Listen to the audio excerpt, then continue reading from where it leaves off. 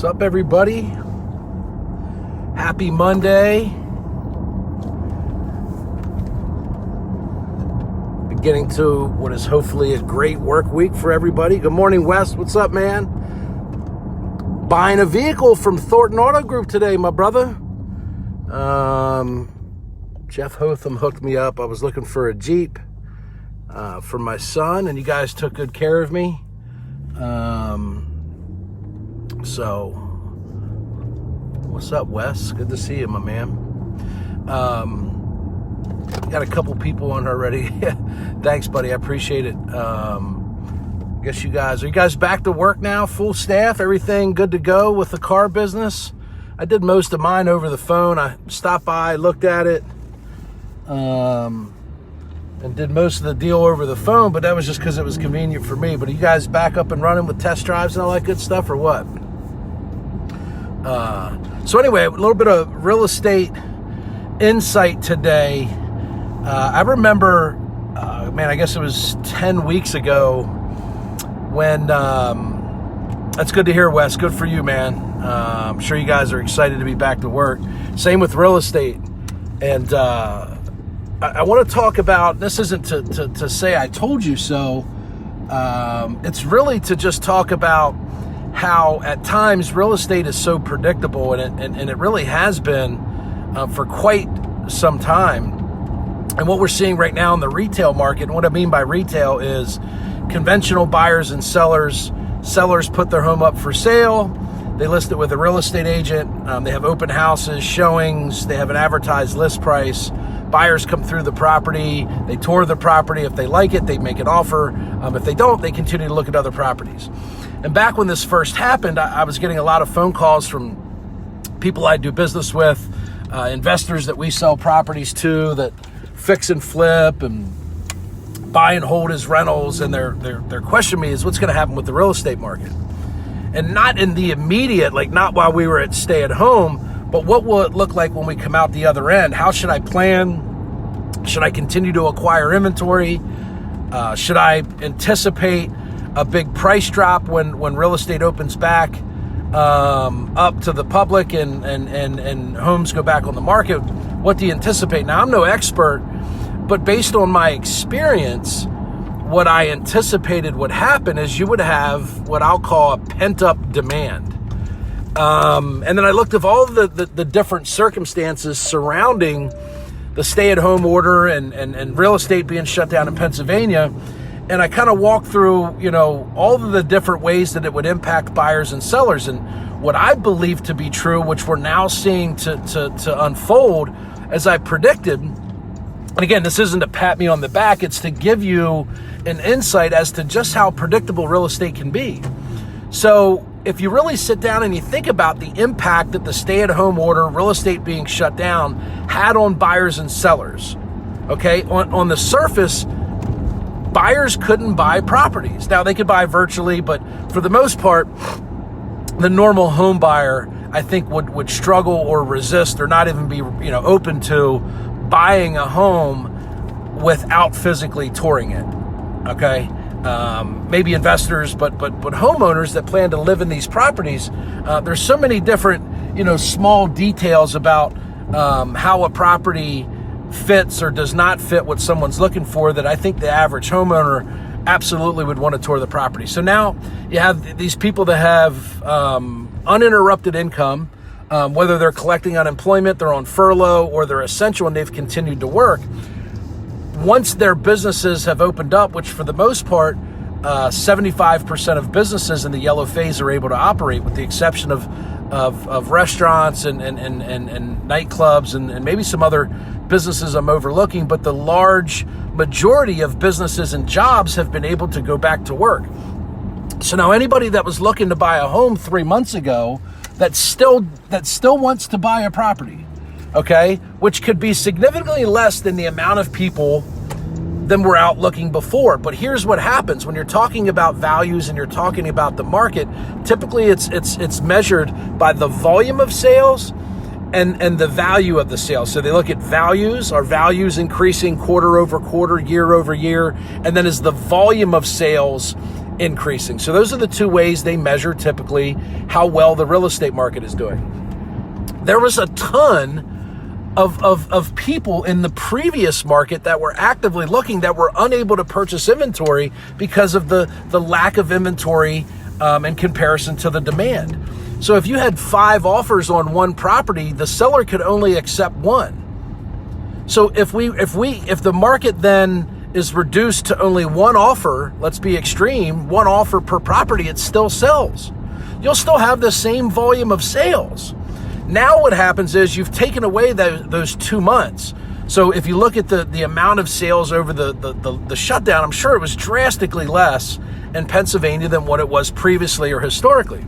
But now that it's opened back up, you're going to have the same amount of people buying in a 2-month shorter window.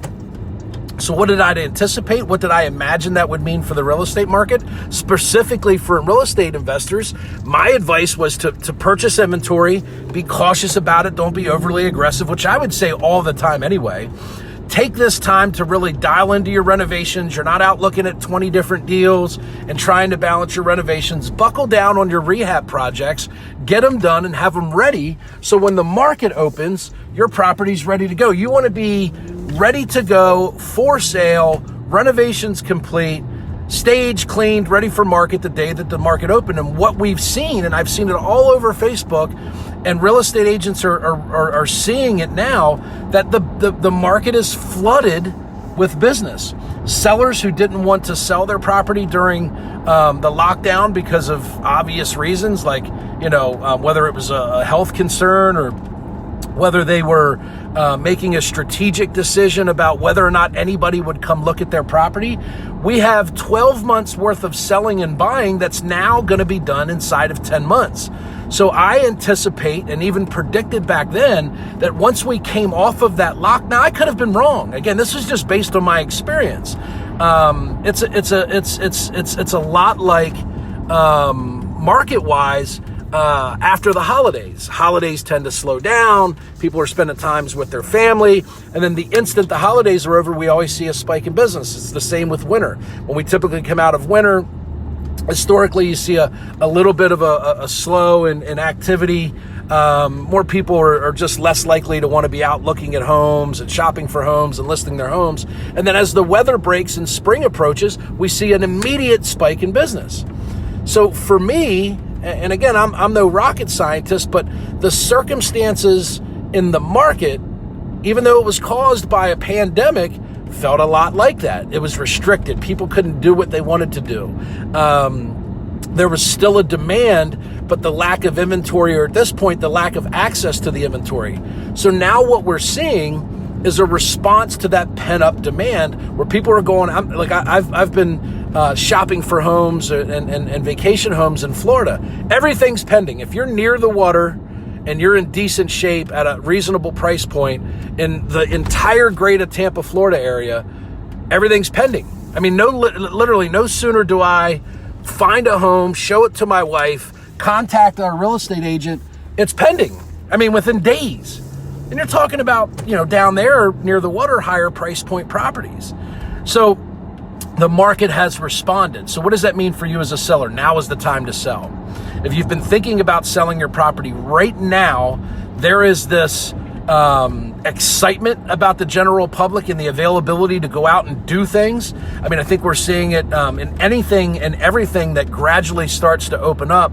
The general public is responding in a very positive way. They're going to consume whatever that product is at a very, very high rate.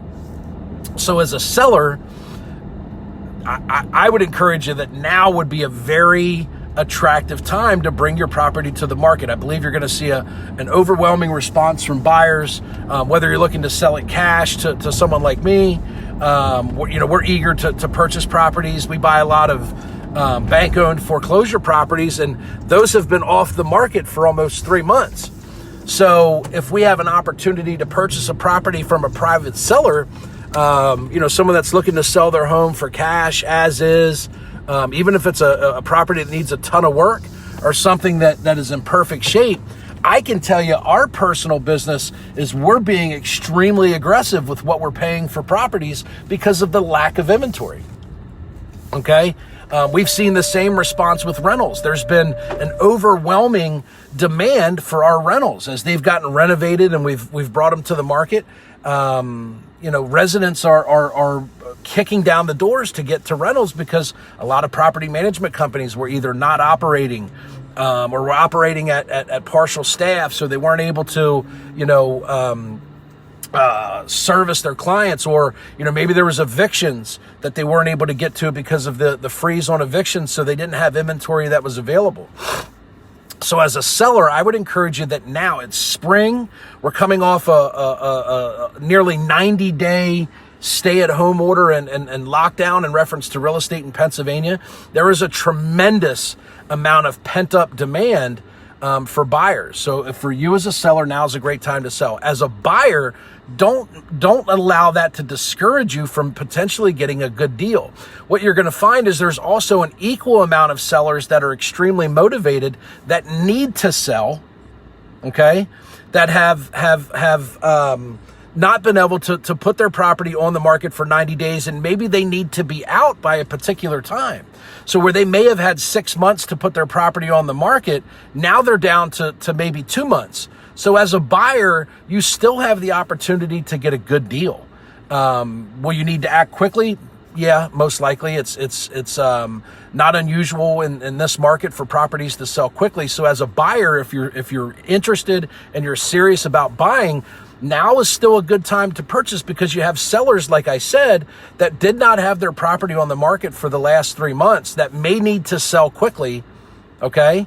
And they haven't been able, so they may price their property more aggressive. They may be more willing to give up concessions like closing cost assistance and discounts. So as a buyer, there is still a very, very good opportunity for you in this market to be able to buy a home and get a fair deal. So now is the time, I would tell you, whether you're a buyer or a seller, which is a very unique set of circumstances. It normally kind of, sways one way or the other for a buyer or a seller. But rates are extraordinarily low. We talked a little bit about the circumstances around sellers who lost 2 months of selling season. So we're now, they may need to be more aggressive to get their property sold. So that's my take on the market. I think back, almost 3 months ago when this happened, and as people were asking me what I expected to happen in the market, this is what I anticipated. It's not to pat myself on the back. It's to tell you how predictable real estate can be. It's always a response to a lot of other things that are going on around it. And most often you can predict what will happen with real estate as a result of that. So that's why I like real estate. It's extremely predictable when it comes to values and things of that sort. So keep that in mind. Hope everybody has a great week. We'll see you.